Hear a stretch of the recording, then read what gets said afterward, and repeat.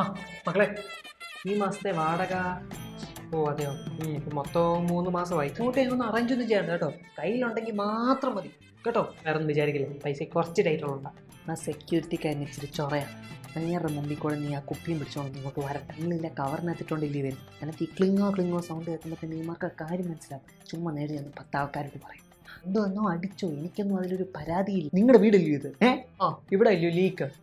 ഇത് ഞാൻ ഉടനെ ഫിക്സ് ചെയ്ത് തരാം. മക്കളെ ഈ പറയുന്നത് ഡെപ്പോസിറ്റ് ഒന്നും പിടിക്കാനോ, നിങ്ങളൊക്കെ നമ്മുടെ പിള്ളേർ ഇതിനൊക്കെ എന്തോ ഡെപ്പോസിറ്റ് ഒന്നും പിടിക്കാനോ ഒന്നുമില്ല. ഞാൻ ശരിയാക്കത്തില്ല. ഫ്ലാറ്റ് ആര് പോകാൻ പറ. നിങ്ങളുടെ ഫ്ലാറ്റ് ആര് വരുന്നോ പോകുന്നതൊക്കെ ആരും അറിയേണ്ട ആവശ്യമില്ല, ഇല്ലയോ? ബാക്കി എന്തെങ്കിലും ഉണ്ടെങ്കിൽ എന്നോട് പറഞ്ഞാൽ മതി, ഞാൻ ഡീൽ ചെയ്തോ. പിള്ളേരാകുമ്പോൾ പിന്നെ നല്ല ഒച്ചത്തിൽ പാട്ടും ബഹളവും ഒക്കെ ഉണ്ടാവും. പിന്നെ സിനിമയൊക്കെ കാണുമ്പോൾ ഒരു സൗണ്ടിൽ കണ്ടാൽ ഇവിടെ ഇതിൻ്റെ ഒരു ഗുമ്മുള്ളൂ. ഇവിടെ വെച്ചുണ്ടാക്കി കഴിക്കുന്ന ഫുഡൊന്നും ശരിയാവുന്നില്ല എനിക്കറിയാം. നീ എല്ലാവരും കൂട്ടി ഒരു കാര്യം, എൻ്റെ വീട്ടിലോട്ട് വൈഫ് ഉണ്ടാക്കും, നല്ല അസൽ ഹോംലി ഫുഡ്. എടാ ബുദ്ധിമുട്ടൊന്നുമില്ല എടുക്കാം. നീ എല്ലാവരും കൂട്ടി വാ കേട്ടോ. ശരി എന്നാ പോട്ടെ.